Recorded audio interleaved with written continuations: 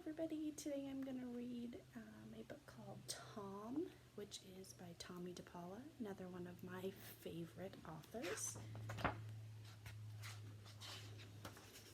Tommy's grandfather always used to say, "We're named after each other, Tommy. That's why I want you to call me Tom instead of Grandpa." So Tommy did. Tommy and his family went to visit Tom and Nana almost every Sunday. Nana was Tommy's grandmother. And every Sunday, for as long as Tommy could remember, Tom read the Sunday comics out loud.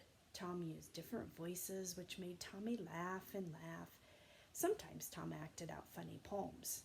Tommy's favorite was the animal fair. "I went to the animal fair. The birds and the beasts were there. The big baboon, by the light of the moon, would comb out his golden hair." Tom would pretend to comb and comb long, long hair. He was bald.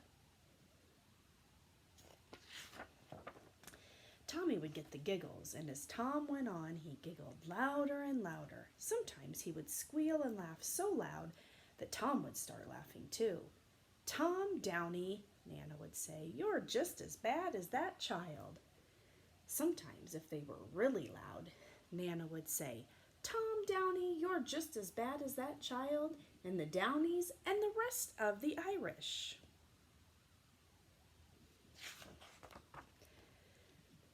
When that happened, and it was winter, Tom would say, "Come on, Tommy, let's go to the cellar and shake and sift the ashes." Tom and Nana had a big coal furnace, and Tom would shake the ashes to keep the coal burning. "Now we'll sift the ashes to get rid of the clinkers, and we'll save the ashes to put on the sidewalk if it gets icy."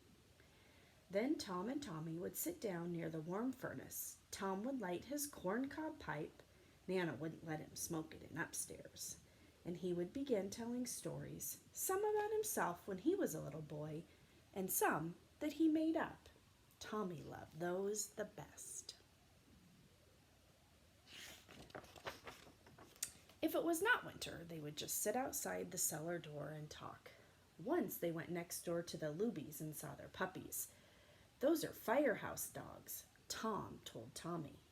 "Your great uncle Jim had one when he was the fire chief. His name was Sparky, and when the siren went off, he would run alongside the fire engine all the way to the fire." Tom and Nana had a grocery store. Nana was in charge of the front of the store. Tommy helped put the cans of food on the shelves just the way Nana wanted them.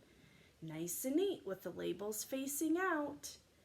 Tom was in charge of the back of the store. He was a butcher, and behind the counter was Tom's butcher's table, where he cut up the meat for his customers.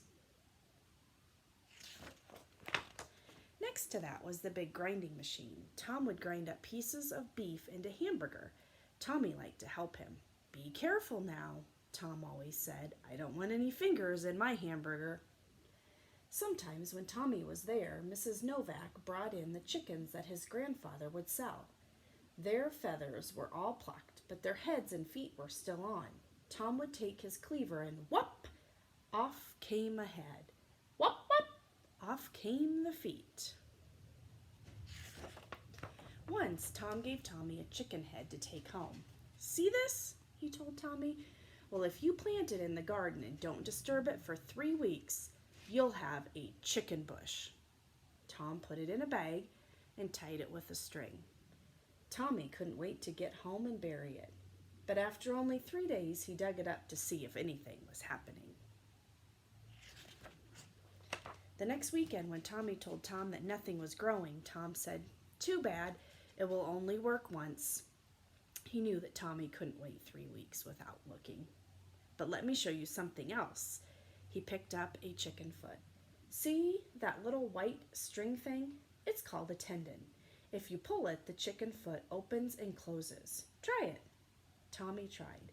It was scary, but it made him giggle.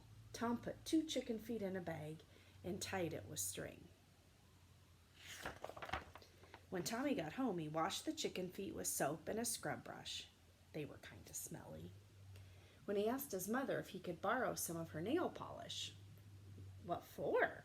his mother asked. "It's a secret," Tommy told her. "All right, but don't spill it." Tommy picked the brightest red and painted the claws on the chicken feet. All weekend, Tommy practiced holding a foot in each hand and pulling the tendons. The chicken feet opened and closed. Grunja, runja. On Monday morning, Tommy hid the chicken feet in his pocket and went to school. His best friend Jeannie was standing in the schoolyard. Tommy held a chicken foot in each hand and pulled his hands up in his sleeves so only the chicken feet stuck out. He put his hands in back of him.